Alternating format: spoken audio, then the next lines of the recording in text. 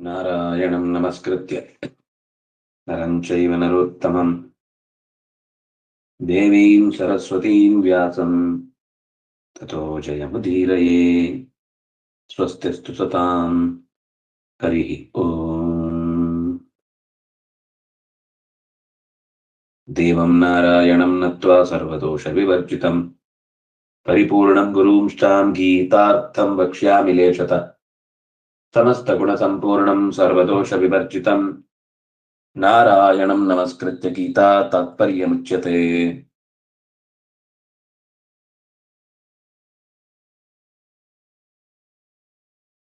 ಸತತಯುಕ್ತಾನಾಂ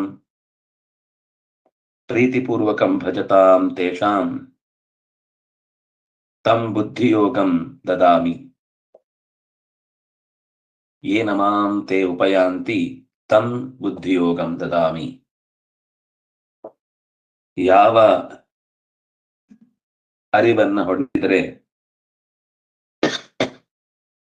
ಯಾವ ಉಪಾಯದಿಂದ ನನ್ನನ್ನ ಅವರು ಪಡೆಯಬಹುದೋ ಅಂಥದ್ದನ್ನ ನಾನು ಅವನಿಗೆ ತಿಳಿಸ್ತೇನೆ. ಅವರ ಮೇಲಿನ ಕರುಣೆಯಿಂದಲೇ ತೇಷಾಂ ಅನುಕಂಪಾರ್ಥಂ ಏವ ಅವರಿಗೆ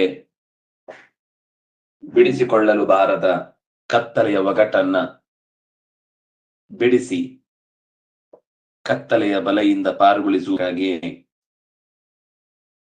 ನಾನು ಬೆಳಕನ್ನ ಚೆಲ್ತೇನೆ. ಆ ಬೆಳಕಿನಿಂದ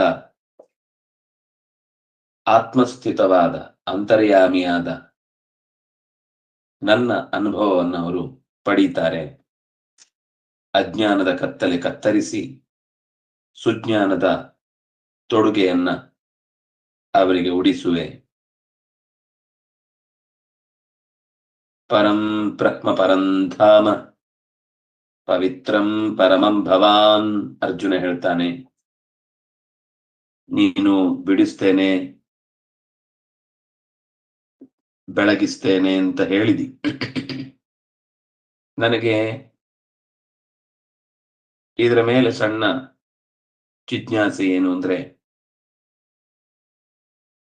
ಬ್ರಹ್ಮ ಪರಂ ಧಾಮ ಪರಂ,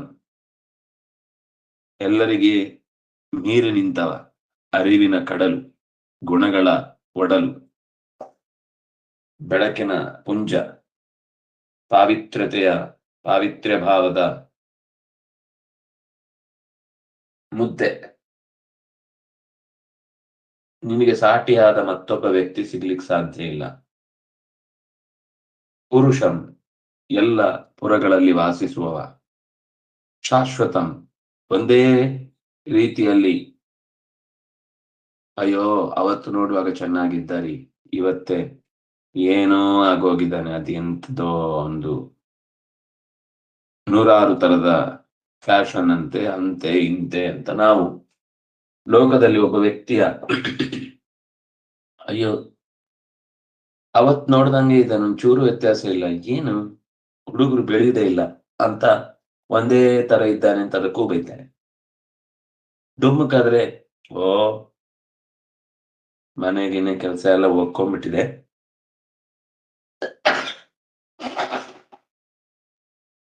ತಿಂದು ಉಂಡು ಸುಖವಾಗಿ ಮನೆಯಲ್ಲೇ ಕೂತು ಮೆರಿತಾ ಇದ್ದಾನೆ ಅನ್ಸುತ್ತೆ ಅಂತ ದಪ್ಪ ಇರುವುದಕ್ಕೂ ಅಂತಾರೆ. ಹೇಗಿರ್ಬೇಕು ಅಂತ ಕೊನೆಗೆ ಯೋಚನೆ ಹತ್ತುವುದೇ ಕಷ್ಟ.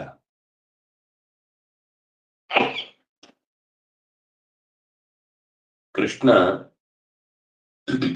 ಹೇಗಿದ್ದಾನೆ ಅನ್ನೋದನ್ನ ಅರ್ಜುನ ಗುರುತಿಸಿ ಹೇಳಿದ್ದು, ಪುರುಷಂ ಶಾಶ್ವತಂ ದಿವ್ಯಂ. ದಿವ್ಯ ಅಂದ್ರೆ ಈ ಭೂಮಿಯ ಅಳತೆಗೋಲಿಗೆ ಸಿಗದವನು. ಅದು ದೇವಲೋಕದ ಒಂದು ಶರೀರದ ವ್ಯವಸ್ಥೆ ಬೇರೆ ಇರುತ್ತೆ. ಇದು ಸಾಮಾನ್ಯ ಶರೀರ ಅಂತ ನನಗೆ ಅನ್ನಿಸ್ತಿಲ್ಲ. ಸಾಮಾನ್ಯವಾದ ವ್ಯಕ್ತಿತ್ವ ಅಂತ ನನಗನ್ಸುತ್ತೆ, ದಿವ್ಯಂ. ಆಮೇಲೆ ಆದಿದೇವಂ ಅಜಂ ವಿಭುಂ, ಎಲ್ಲದಕ್ಕಿಂತ ಮೊದಲು ದೇವತೆಗಳಲ್ಲೂ ಕೂಡ ಕಣ್ಣು ಬಿಟ್ಟವ ನೀನೆ ಮೊದಲು. ವಿಭುಂ, ಹಲವು ರೀತಿಯಲ್ಲಿ ಹುಟ್ಟಿ ಬರುವವ. ಎಷ್ಟು ಬೇಕಾದ್ರೂ ವ್ಯತ್ಯಾಸಗಳಾದ್ರೂ ಕೂಡ ಅದರಲ್ಲಿ ವ್ಯತ್ಯಾಸ ಅಂದ್ರೆ ರೂಪಗಳಲ್ಲಿ ಬೇರೆ ಬೇರೆ ವೆರೈಟೀಸು, ಆಯುಧಗಳು ಬದಲಾವಣೆ ಆಗ್ಬೋದು, ಆಕೃತಿಗಳು ಬದಲಾವಣೆ ಆಗ್ಬೋದು, ಸ್ಥಳಗಳು ಬದಲಾವಣೆ ಆಗ್ಬೋದು, ಒಟ್ಟು ಏನೇ ಬದಲಾದ್ರೂ ಕೂಡ ಶಾಶ್ವತ. ವಿವಿಧ ರೀತಿಯಲ್ಲಿ ಹುಟ್ಟುತ್ತಿ, ಎಲ್ಲ ದೇವತೆಗಳಿಗಿಂತ ಮೊದಲೇ ಇದ್ದಿ, ದೇವತೆಗಳ ಶರೀರಕ್ಕೆ ಪ್ರಶ್ನೆ ಕೊಡುವಂಥದ್ದು, ಹೀಗೆ ಅಂತ ಆಹುಹು ತ್ವಾಂ ಋಷಯ ಸರ್ವೇ, ಯಾರೆಲ್ಲ? ದೇವರ್ಷಿ ನಾರದಸ್ತಥಾ ಅಸಿತಃ ದೇವಲಃ ವ್ಯಾಸಃ. ಇದಿಷ್ಟು ಮೊದಲು ದೇವಲಃ ಅಸಿತಃ ನಾರದ ದೇವರ್ಷಿ ಸರ್ವೇ ಋಷಯಃ ತ್ವಾಂ ವಿಭುಂ ಆಹುಹು ಪರಂ ಆಹುಹು ಬ್ರಹ್ಮ ಆಹುಹು. ಅದ್ ಗಮನಿಸಿ, ಪರಂ ಬ್ರಹ್ಮ ಅನ್ನೋ ಶಬ್ದ ಯಾಕೆ ಕೊಟ್ರು ಅಂದ್ರೆ, ಕೆಲವರಿಗೆ ಎರಡೆರಡು ಬ್ರಹ್ಮ ಇದೆ. ಇತ್ತೀಚೆಗೆ ಒಂದು ಹೊಸ ಚಿಂತನೆ ಮೊಳೆತಿದೆ. ಪರಂ ಬ್ರಹ್ಮ ಅಂತ ಯಾಕೆ ಕೊಟ್ರು ಅಂದ್ರೆ, ಅಪರ ಬ್ರಹ್ಮ ಒಬ್ಬ ಇದ್ದಾನೆ, ಅವನನ್ನ ಅಕ್ಷರ ಬ್ರಹ್ಮ ಅಂತ ಕರೀತಾರೆ. ಅವನು ಇಡೀ ಜಗತ್ತನ್ನ ನಿಯಮನ ಮಾಡ್ಲಿಕ್ಕೆ ನಮ್ಮ ಹತ್ರಕ್ಕೆ ಬರ್ಲಿಕ್ಕೋಸ್ಕರ ಅವನನ್ನ ಬಿಡ್ತಾನೆ ಭಗವಂತ. ಮೂಲ ಬ್ರಹ್ಮ ಬರುವುದೇ ಇಲ್ಲ, ಅವನಲ್ಲೇ ಇರ್ತಾನೆ ಅಂತ ಹೀಗೆಲ್ಲ ಹೇಳಿದ್ರೆ, ಕೃಷ್ಣ ಇಲ್ಲಿ ಅರ್ಜುನನ ಬಾಯಿಯಿಂದ, ಇದು ಅವನ ಮಾತಲ್ಲೂ ಇದೆ, ಇದೊಂದು ಮಾತಲ್ಲ, ನಾನೇ ಪರಂ ಬ್ರಹ್ಮ ಅಂತ ಹೇಳಿದ್ದೆ. ಆದ್ರೆ ಏನು ವಿಚಿತ್ರವಾದ ಕೆಲವೊಮ್ಮೆ ಆಲೋಚನೆಗಳು ಬರ್ತವೆ. ನಾವು ಅಕ್ಷರ ಬ್ರಹ್ಮ ಅಂದ್ರೆ ಅದು ಲಕ್ಷ್ಮೀದೇವಿ ಅಂತ ಹೇಳುವಂಥದ್ದು. ಯಾಕೆಂದ್ರೆ ಉತ್ತಮ ಪುರುಷೋತ್ತಮ ಅಂತ, ಉತ್ತಮ ಪುರುಷಸ್ತ್ವನ್ಯ ಅಂತ ಅನ್ಯ ಅನ್ನೋದನ್ನು ಒಪ್ಕೊಳ್ತಾರೆ. ಆದ್ರೆ ಅದು ಗಂಡಲ್ಲ, ಹೆಣ್ಣಲ್ಲ, ಗಂಡು. ಯಾಕಂದ್ರೆ ಅಕ್ಷರಂ ಪುರುಷ ಶಬ್ದದಲ್ಲಿ ಹೇಳಿದ್ದಾರೆ. ಅದರಿಂದ ಸರಿ, ಬೇರೆ ಕಡೆ ಅವನಿಗೆ ಶ್ರೀಪತಿ ಅಂದ್ರೆ ಏನರ್ಥ? ಶ್ರೀ ಯಾರದು? ಎಲ್ಲಿದ್ದಾಳೆ? ವ್ಯವಸ್ಥೆಯಲ್ಲಿ ಒಂದು ಸ್ಥಾನ ಬೇಕಲ್ವಾ? ಅವರ ಚಿಂತನೆಯಲ್ಲಿ ಸ್ತ್ರೀಗೆ ಸ್ಥಾನವೇ ಇಲ್ಲ. ಅದರಿಂದಾಗಿ ಅವರ ವ್ಯವಹಾರದಲ್ಲಿ ಅಂದ್ರೆ ಅವರ ಒಡನಾಟ ಎಂದೂ ಕೂಡ ಅವರ ಆ ಪರಿಸರದಲ್ಲೇ ಹೆಣ್ಣು ಮಕ್ಕಳು ಓಡಾಡಬಾರ್ದು ಅನ್ನೋ ರೀತಿ ಬದುಕುವಂತಹ ಮಂದಿ. ಸ್ವಲ್ಪವೂ ಸಾಮಾನ್ಯ ಪ್ರಜ್ಞೆ ಇಲ್ಲದೆ, ತಾವು ಬಂದದ್ದೆಲ್ಲಿಂದಂತನೂ ಗೊತ್ತಾಗದೆ, ಸಾಮಾನ್ಯವಾಗಿ ನಮ್ಮಲ್ಲೆಲ್ಲ ಸನ್ಯಾಸಿಗಳಾಗಿದ್ರು, ಉಳಿದ ಯಾವುದೇ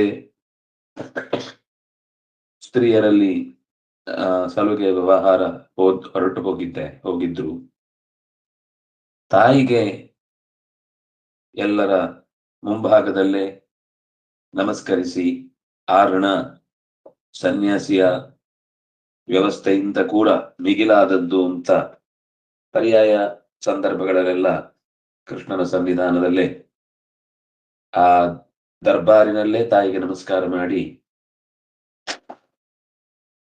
ಆ ಗೌರವನ್ನ ಸಲ್ಲಿಸ್ತದೆ. ಆದ್ರೆ ಇವರಲ್ಲಿ ಪರಂಬ್ರಹ್ಮ ಅಂದ್ರೆ ಬೇರೆ, ಅಪರಂಬ್ರಹ್ಮ ಅಂದ್ರೆ ಬೇರೆ. ಆ ಅಪರಂಬ್ರಹ್ಮನು ಹೀಗೆ ಅವತಾರ ಎತ್ತಿ ಬಂದದ್ದು. ಇಲ್ಲಿ ಕೃಷ್ಣನನ್ನ ಏನ್ ಹೇಳ್ದ ಅರ್ಜುನ? ನೀನೇ ಅಪರಬ್ರಹ್ಮ ಅಂತ ಹೇಳ್ತಿದ್ದಾನೆ. ಅಪರಬ್ರಹ್ಮ ಅಂತ ಒಬ್ಬ ಬೇರೆ ಇಲ್ಲ. ಕೃಷ್ಣನನ್ನ, ಈಗ ಅವರ ಪ್ರಕಾರ ಕೃಷ್ಣ ಅಪರಬ್ರಹ್ಮ, ಅವನು ಇಳಿದು ಬಂದವ. ಪರಂಬ್ರಹ್ಮ ಒಬ್ಬ ಬೇರೆ ಇದ್ದಾನೆ ಅಂತ ಅವರ ಚಿತ್ರಣ. ಆದ್ರೆ ಅರ್ಜುನನ ಇಲ್ಲಿ ನೇರ ಮಾತು, ಅದನ್ನ ಕೃಷ್ಣ ಮತ್ತೆ ಮುಂದೆ ನೀನ್ ತಪ್ಪು ಹೇಳ್ತಾ ಇದ್ದೀನಿ, ನಾನು ಅಪರಬ್ರಹ್ಮ ಅಂತ ಹೇಳೂ ಇಲ್ಲ, ಮತ್ತೆ ಮುಂದೆ ಎಲ್ಲೂ ಆ ತರದ ಮಾತುಗಳಿಗೆ ಅಲ್ಲಿ ಪ್ರವೇಶವೇ ಇಲ್ಲ. ಇದು ನನಗೆ ಆಶ್ಚರ್ಯ ಆಗೋದೇನು ಅಂದ್ರೆ ಗೀತೆ ಮತ್ತು ಆಚಾರ್ಯರ ವಿವರಣೆಗಳು ಇನ್ನೆಷ್ಟು ಸಾವಿರ ವರ್ಷ ಹೋದ ನಂತರವೂ ಏನೇನೇನೇನು ಹೊಸ, ಇದು ನಾನು ಹೇಳ್ತಾ ಇರೋದು ಈ ಚಿಂತನೆ ಹುಟ್ಟಿ ಒಂದು 15-20 ವರ್ಷ ಆಗಿದೆ ಅಷ್ಟೇ. ನಾನು ಅದರ ಹೆಸರು ಹೇಳಲಿಲ್ಲ ಅಷ್ಟೇ. ಬಹಳ ವ್ಯಾಪಕವಾಗಿ ಜಗತ್ತಿನಾದ್ಯಂತ ವ್ಯಾಪಿಸ್ತಾ ಇದೆ ಈ ಒಂದು ದರ್ಶನ ಅಂತ. ಅವರು ತಮ್ಮನ್ನ ಗುರುತಿಸಿಕೊಳ್ಳಿಕ್ಕೆ ತುಂಬಾ ಪ್ರಯತ್ನ ಪಡ್ತಾರೆ. ಪರ್ಯಾಯದ ಅವಧಿಯಲ್ಲಿ 2020ರಲ್ಲಿ ಅವರು ಅದನ್ನು ಕೃಷ್ಣನ ಸಾಮೀಪ್ಯದಲ್ಲಿ ತಂದಿರಿಸಿ ನಿನ್ನನ್ನು ಪರಬ್ರಹ್ಮ ಹೇಳ್ತಾ ಇದ್ದೇನೆ ತನ್ನುವ ಭಾಷ್ಯವನ್ನು ಒಪ್ಪಿಸಿ ಹೋದ್ರು. ಎಲ್ಲಾ ಕ್ಷೇತ್ರಗಳಿಗೂ ಹೋಗಿ ತಾವು ಬರೆದ ಅಂದ್ರೆ ಭಾಷ್ಯ, ಉಪನಿಷತ್ತುಗಳಿಗೆ, ಸೂತ್ರಗಳಿಗೆ ಮತ್ತು ಗೀತೆಗೆ ಬರೆದ ವ್ಯಾಖ್ಯಾನವನ್ನು ತಂದು ಒಪ್ಪಿಸಿ ನಾವು ಕೂಡ ಒಬ್ರು ಆಚಾರ್ಯರಾಗಬೇಕು ಅನ್ನುವ ಒಂದು, ಯಾಕಂದ್ರೆ ನಮಗೆ ನಮ್ಮದೇ ಆದ ಒಂದು ಸ್ವಂತ ವಿವರಣೆ ಬೇಕು ಅನ್ನುವ ಒಂದು ಹಂಬಲದಲ್ಲಿ ಬರೀಲಿ, ತಪ್ಪಲ್ಲ, ಬರೆಯುವುದು ತಪ್ಪಲ್ಲ. ಆದ್ರೆ ತಪ್ಪಿದೆ ಅಂತ ಎದುರುಗಡೆ ಗೊತ್ತಾಗುವಷ್ಟು ಸ್ಪಷ್ಟ ಇದ್ದಾಗ್ಲೂ ನಾವು ಬೇರೆಯವರಿಗಿಂತ ಅಥವಾ ಉಳಿದವರಿಗಿಂತ ನಾವು ವಿಭಿನ್ನ ಅಂತ ತೋರಿಸಿಕೊಡೋ ಕೇವಲ ಒಂದೇ ಹಠಕ್ಕೆ ಅದನ್ನೆಲ್ಲ ಸರಿಯಾಗಿ ಪರಿಹರಿಸಿಕೊಳ್ಳದೆ ಸಮಸ್ಯೆಯನ್ನ ಅದನ್ನು ಪ್ರತಿಷ್ಠಾಪನೆಗೊಳಿಸಿದ್ರೆ ಮುಂದೆ ನಗೆಪಾಟಲಿಗೆ ಈಡಾಗುವ ಸಂದರ್ಭಗಳು ಜಾಸ್ತಿ. ಈಗ ವಾದದ ಪ್ರಕ್ರಿಯೆಗಳೆಲ್ಲ ಸ್ವಲ್ಪ ಇಲ್ಲ, ಅದರಿಂದಾಗಿ ಅವರಿಗೆ ಅದನ್ನ ಪ್ರಶ್ನಿಸುವಾಗ್ಲೂ ಅದ್ರ ಪ್ರಶ್ನಿಸುವವರು ಯಾರು ಇಲ್ಲ ಅಂತ ಇದು ನಡೆದು ಹೋಗ್ತಾ ಇದೆ. ಕೆಲವೊಂದ್ಸರ್ತಿ ವಾದದ ವೇದಿಕೆ ಯಾಕೆ ಬೇಕು ಅನ್ಸುತ್ತೆ ಅಂದ್ರೆ, ಇಂಥ ಕೆಲವು ಚರ್ಚೆಗಳು ಏನೂ ಜಿಜ್ಞಾಸೆಗಳು ಸರಿಯಾಗಿ ಒಂದು ವೇದಿಕೆಯಲ್ಲಿ ನಿರ್ಣಯ ಆಗದೆ ಏಕಪಕ್ಷೀಯವಾಗಿ ಅದನ್ನೊಂದು ದೊಡ್ಡ ಜನರ ದಂಡಿಗೆ ಬೋಧಿಸುವ ಒಂದು ಪ್ರಕ್ರಿಯೆ ನಡೆಯುತ್ತಲ್ಲ, ಇದರಿಂದ ಒಂದು ದೊಡ್ಡ ಸಮೂಹ ದಾರಿ ತಪ್ಪುತ್ತೆ.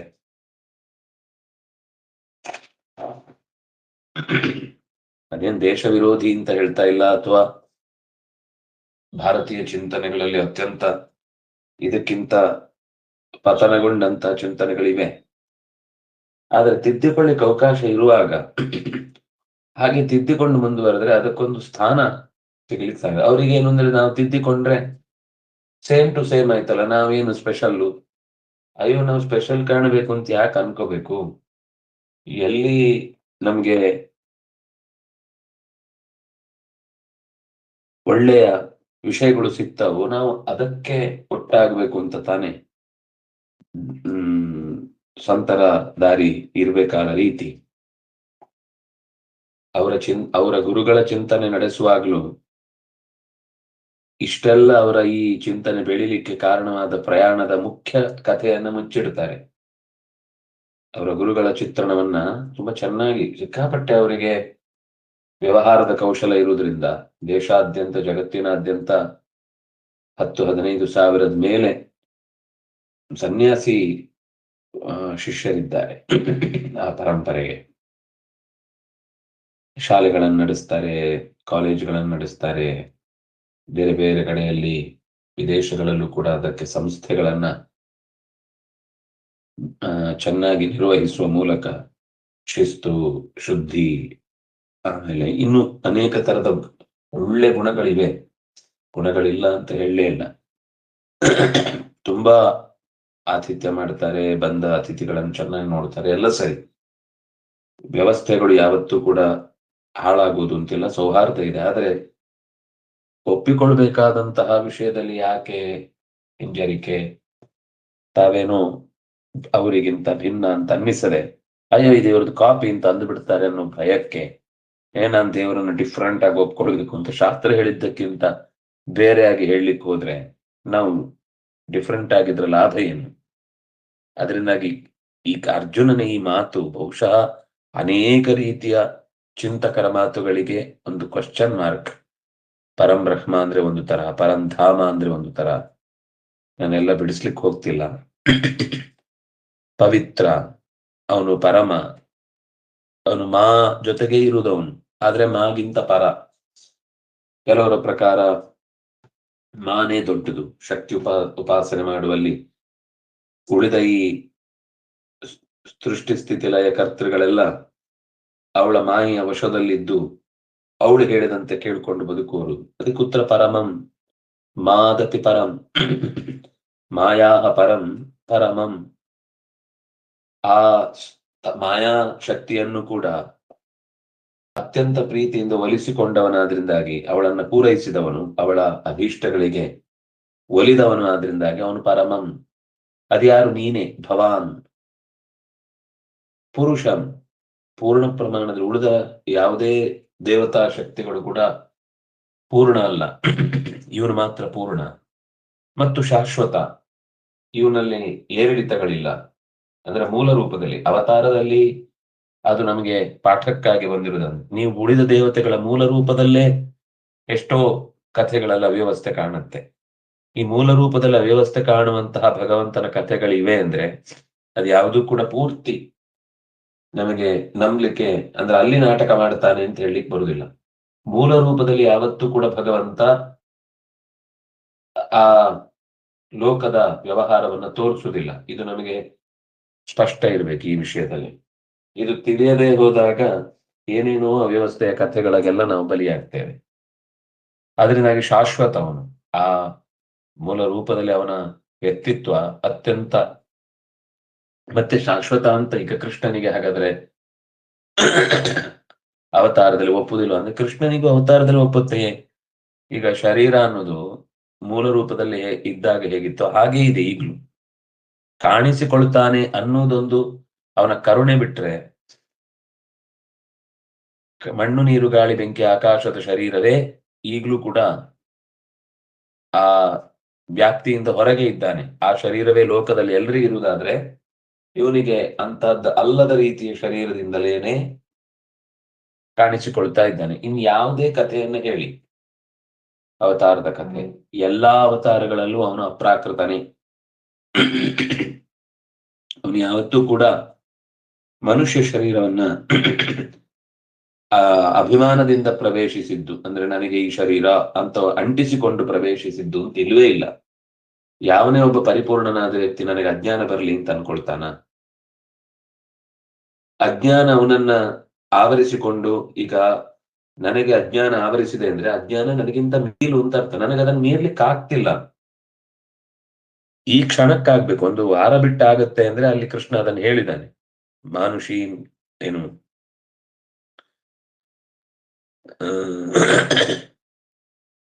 ಮಾಯಾಮೇತಾಂ ತರಂತಿತೆ ಮಾಮೇವೈ ಪ್ರಪದ್ಯಂತೆ ಮಾಯಾಮೇತಾಂ ತರಂತಿತೆ. ಯಾರು ನನ್ನನ್ನು ಪೂರ್ಣವಾಗಿ ಶರಣಾಗ್ತಾನೋ ಅವನು ಮಾಯೆಯಿಂದ ಪಾರಾಗ್ತಾನೆ ಅಂತ. ಹಾಗಾದ್ರೆ ಏನರ್ಥ? ನಾವೀಗ ಆ ಮಾಯೆಯನ್ನು ದಾಟಕ್ಕೆ ಆಗ್ತಾ ಇಲ್ಲ ಅಂದ್ರೆ, ಅಲ್ಲ ಮುಂದೊಂದು ದಿವಸ ದಾಟ್ತೇವೆ ಅಂದ್ರೆ ಸರಿ, ಈಗ ಯಾಕೆ ಆಗ್ತಿಲ್ಲ? ಸರ್ವಕಾಲದಲ್ಲೂ ಅವನು ಪರಿಪೂರ್ಣನಲ್ವಾ? ಸರ್ವಕಾಲದಲ್ಲೂ ಅವನು ಅರಿವಿನಿಂದ ಕೂಡಿದವನಲ್ವಾ? ಸರ್ವಕಾಲದಲ್ಲೂ ಸರ್ವ ಸಮರ್ಥನಾಗಿರ್ಬೇಕಲ್ವಾ? ಅವನನ್ನೇ ಅಜ್ಞಾನ ಬಂಧಿಸಿ, ನನಗೆ ಇಷ್ಟ ಇಲ್ಲ ಅಜ್ಞಾನ, ಈಗ ನನಗೆ ಈ ಅಜ್ಞಾನದಿಂದ ಪಾರಾಗ್ಬೇಕು ಅಂತಿದೆ, ಆದ್ರೆ ನಾನು ಹೇಳಿದಾಗ ಆಗ್ತಿಲ್ಲ ಅಂದ್ರೆ ನನ್ನ ವಶದಲ್ಲಿ ಇಲ್ಲ ಮತ್ತು ನಾನು ಆ ಮಾಯೆಯನ್ನ ಅಂಟಿಸಿಕೊಂಡವನಲ್ಲ ಅಂತ ಗೊತ್ತಾಗುದಿಲ್ವಾ? ಅಂಟಿಸಿಕೊಂಡವನಲ್ಲ ಅಂದ್ರೆ ನಾನೇ ಬೇಕು ಅಂತ ತಂದುಕೊಂಡದ್ದಲ್ಲ, ಆ ಶಕ್ತಿ ನನಗಿಲ್ಲ. ನನ್ನನ್ನು ಮೀರಿದ ಒಂದು ಶಕ್ತಿ ನನ್ನನ್ನೇ ಈ ಮಾಯೆಯಲ್ಲಿ ಬಂಧಿಸಿದೆ ಅನ್ನೋದು ಇಷ್ಟು ಸ್ಪಷ್ಟವಾಗಿ ನಮಗೆ ಕ್ಷಣ ಕ್ಷಣಕ್ಕೂ ಅನುಭವಕ್ಕೆ ಬರ್ತಾ ಇರಬೇಕಾದ್ರೆ ನಾನು ಪರಂಬ್ರಹ್ಮ ಆಗುದು ಹೇಗೆ? ನಾನು ಪರಂಧಾಮ ಆಗುದು ಹೇಗೆ? ನನ್ನಲ್ಲಿ ಎಲ್ಲಿ ಪಾವಿತ್ರ್ಯ ಇದೆ? ನಾನು ಎಲ್ಲಿ ಮಾಯೆಯನ್ನು ಗೆದ್ದು ನಿಂತಿದ್ದೇನೆ? ಎಲ್ಲರ ಪುರದಲ್ಲಿ ನಾನು ಎಲ್ಲಿದ್ದೇನೆ? ನನ್ನ ಪುರದಲ್ಲಿ ಇರುವುದೇ ನನಗೆ ಸರಿಯಾಗಿ ಗೊತ್ತಿಲ್ಲ. ಒಂದೇ ತರ ಎಲ್ಲಿದೆ ನನ್ನ ಮನಸ್ಥಿತಿ? ಒಂದೊಂದು ದಿವಸ ಒಂದೊಂದ್ ತರ ಯೋಚನೆ ಮಾಡುತ್ತೆ. ದೇವತೆಗಳಂತೆ ಶರೀರವಂತದ್ದು ಏನಾದ್ರೂ ಇದೆಯಾ? ದೇವತೆಗಳಿಗಿಂತ ಮೊದಲು ಹುಟ್ಟಿದ್ದೇನೆ ಅಂತ ಅನ್ನುವ ಭ್ರಮೆ ಆದ್ರೂ ಬರುತ್ತಾ? ಹುಟ್ಟದೇ ಇರುವುದು ಅನ್ನುವ ಅಜ ಅನ್ನುವ ಗುಣವೇ ನನ್ನಲ್ಲಿ ಇಲ್ಲ. ಹಲವು ರೀತಿಯ ವ್ಯಕ್ತಿತ್ವಗಳನ್ನ ಬೇರೆ ಬೇರೆ ಕಾಲದಲ್ಲಿ ತೋರಿದ್ದು ನೆನಪಿದೆಯಾ? ನಾವು ಬೇರೆ ಬೇರೆ ಶರೀರಕ್ಕೆ ಹೋಗ್ಬೋದು, ಆದ್ರೆ ವಿವಿಧತೆಯ ನ ಭವತಿ, ಹುಟ್ಟುತ್ತಾನೆ ಹೊರತು ನ ಭಾವಯತಿ. ಅಥವಾ ತನಗೆ ಹುಟ್ಟಿ ಬರುವಾಗ ಯಾಕೆ ಬಂದಿದ್ದೇನೆ ಅಂತ ಪ್ರಜ್ಞೆ ಇದೆಯಾ? ಇದ್ಯಾವುದೂ ಇಲ್ಲದೆ ಇರುವ ವ್ಯಕ್ತಿತ್ವವನ್ನ ನಾವು ಒಂದೇ ಸರ್ತಿ ಅದು ಮುಂದೆ ಎಲ್ಲದರೊಳಗೆ ಒಂದಾಗು ಅನ್ನುವ ಮಾತು ಹೇಳಿ, ಹೌದು ಮಾನಸಿಕವಾಗಿ ಒಂದಾಗಬೇಕು, ಭಾವುಕವಾಗಿ ಎಲ್ಲವನ್ನು ನಮ್ಮ ಜ್ಞಾನದ ಬಂಧನದಲ್ಲಿ ಅಥವಾ ಜ್ಞಾನದ ವರ್ತುಲದಲ್ಲಿ ಸೇರಿಸಿಕೊಳ್ಬೇಕು, ಸರಿ. ಆದ್ರೆ ಅದು ಕರೆಯುವುದು ತ್ವಾಂ, ನಿನ್ನನ್ನು ಕರೆಯುವುದು ಹಾಗೆ, ನನ್ನನ್ನಲ್ಲ. ಋಷಿಗಳೆಲ್ಲ ವಿಜ್ಞಾನಿಗಳು. ಯಾಕಂದ್ರೆ ಋಷ ಅಂದ್ರೆ ಜ್ಞಾನ, ಋಷಿ ಅಂದ್ರೆ ವಿಜ್ಞಾನಿ. ವಿಶಿಷ್ಟವಾದ ಜ್ಞಾನ ಉಳ್ಳವನನ್ನು ಮಾತ್ರ ಋಷಿ ಅಂತ ಕರೀತಾರೆ, ಇಲ್ಲಾಂದ್ರೆ ಋಷ ಆಗ್ಬೇಕಿತ್ತು. ತೃತೀಯ ಅತಿಶಯೇ, ಅಕಾರ ಅಕಾರ ಆಕಾರ ಇಕಾರ, ಮೂರನೇ ಅಕ್ಷರ ಬಂತು ಅಂದ್ರೆ ಅದು ಅತಿಶಯವಾದ ಅರ್ಥವನ್ನ ಹೇಳುತ್ತೆ ಅಂತ. ದೇವ ಋಷಿಗಳಾದ ನಾರದರು, ಅವರ ಹೆಸರೇ ನಾರಂ ದದಾತೀತಿ ನಾರದ, ಅವರೇ ಎಲ್ಲರಿಗೆ ಬುದ್ಧಿವಾದ ಹೇಳ್ತಾರೆ. ಭಗವಂತ, ಭಕ್ತಿ, ಈ ಎಲ್ಲವೂ ಅವನದ್ದೇ ಸಿಡಿದ ಅಂಶಗಳೇ ಆಗಿದ್ರೆ ಅವನು ಯಾಕೆ ದೇವರನ್ನು ಪ್ರೀತಿಸಿ ಅಂತ ಮತ್ತೆ ಹೇಳಬೇಕು? ತಾನೇ ದೇವರು ಅಂತ ಅವನಿಗೆ ಗೊತ್ತಿದೆಯಲ್ವಾ. ಅಸಿತಃ ದೇವಲಹ, ಅರಿವಿನಿಂದ ಬೆಳ್ಳಗೆ ಜಗತ್ತಿನಲ್ಲಿ ಹಂಚುವವ, ಬೆಳ್ಳಗಿನ ಅರಿವನ್ನ ನಿರಂತರ ಹಂಚುವವ. ಸ್ವಯಂ ವ್ಯಾಸ, ಸ್ವಯಂ ವ್ಯಾಸನು ಕೂಡ ಹೇಳ್ತಾ ಇದ್ದಾನೆ ತ್ವಾಂ ಅಂದ್ರೆ ಭಗವಂತನೇ ಒಂದ್ ಕಡೆಯಿಂದ ಪರಿಚಯಿಸ್ಬೇಕಲ್ವಾ. ಯಾಕೆಂದ್ರೆ ಈ ಮಾತಿನಿಂದ ಏನ್ ಅನ್ಸ್ಬೋದು, ಈ ದೇವರನ್ನ ವ್ಯಾಸರು ಪರಿಚಯಿಸ್ತಾ ಇದ್ರೆ ವ್ಯಾಸರು ದೇವರಲ್ವಾ, ಅದಕ್ಕೆ ಶಬ್ದವನ್ನ ಬಳಸಿದ್ದು ಸ್ವಯಂ. ಸ್ವಯಂ ನೀನೇ ವ್ಯಾಸನಾಗಿ ಹೇಳಿದ್ದಿ, ಸ್ವಯಂ ವ್ಯಾಸ ಚೈವ ಬ್ರವೀಷಿ, ವ್ಯಾಸನಾಗಿರೋ ಸ್ವಯಂ ನೀನೇ ಹೇಳಿದ್ದಿ ಭಗವಂತನನ್ನು ಹೇಗೆ ತಿಳಿಬೇಕು ಅನ್ನೋದನ್ನ. ಋಷಿಗಳು ಹೇಳಿದ್ದಾರೆ, ಅದು ಅವ್ರು ಕಂಡದ್ದು. ನೀನು ಹೇಳ್ತಾ ಇರೋದು ನೀನು ಇದ್ದದ್ದು. ತಮೇವಂ ಸರ್ವಮೇತದೃತಂ ಮನ್ಯೆ ಯನ್ಮಾಂ ವದಸು ಕೇಶವ, ನಹಿತೆ ಭಗವನ್ ವ್ಯಕ್ತಿಂ ವಿದುರ್ ದೇವಾನ ದಾನವಾಹ. ನೀನು ಹೇಳಿದ ಪ್ರತಿಯೊಂದು ಸಂಗತಿಯನ್ನು ಕೂಡ ನಾನು ಅತ್ಯಂತ ಋತ ಅಂತಂದ್ರೆ ಯಥಾರ್ಥವಾದ ತಿಳಿವು ಅಂತ ನಾನು ತಿಳಿಯುತ್ತೇನೆ, ಯಥಾರ್ಥವಾದದ್ದು ಎಂದು ತಿಳಿಯುತ್ತೇನೆ. ಸರ್ವಮೇತತ್, ಇದರಲ್ಲಿ ನನಗೆ ಸಂಶಯ ಇಲ್ಲ. ಕೃಷ್ಣ ಇದಕ್ಕೆ ಯಾವ್ದು ಆಕ್ಷೇಪ ಮಾಡಿ, ನೀನು ತಪ್ಪು ತಿಳ್ಕೊಂಡಿದ್ದಿ, ನೀನು ನಾನು ಎಲ್ಲ ಒಂದೇ ಅಂತ ಹೇಳಬೇಕಿತ್ತಲ್ಲ. ಈಗ ಅವನೇನು ಹೇಳಲ್ಲ, ಮುಂದೆ ಆ ಮಾತುಗಳನ್ನು ಬಹಳ ಸ್ಪಷ್ಟವಾಗಿ ನೋಡ್ತೇವೆ. ಯನ್ಮಾಂ ವದಸಿ ಕೇಶವ ನಹಿತೇ ಭಗವನ್ ವ್ಯಕ್ತಿಂ ವಿದುಹು ದೇವಾನ ದಾನವಾಹ, ದೇವತೆಗಳಾಗ್ಲಿ ದಾನವರಾಗ್ಲಿ ನಿನ್ನ ಪರಿಪೂರ್ಣವಾದ ಅರಿವನ್ನ ಇಲ್ಲಿಯ ತನಕ ಹೊಂದಿದ್ದು ನಮಗೆ ಕಂಡಿಲ್ಲ ಅನ್ನುವ ಇಷ್ಟು ಮಾತನ್ನ ಹೇಳಿ ಮತ್ತೆ ಮುಂದೆ ಇದಕ್ಕೆ ವಿವರಣೆಯನ್ನ ನಾಳೆಯ ದಿವಸದ ಚಿಂತನೆಯಲ್ಲಿ ನೋಡೋಣ ಅಂತ ಹೇಳ್ತಾ, ನಾಳೆ ಅಂದ್ರೆ ನಾಳಿದ್ದು ಬಿದಿಗೆ. ಶ್ರೀಹರಿಪ್ರಿಯತಾಂ ಕೃಷ್ಣಾರ್ಪಣಮಸ್ತು.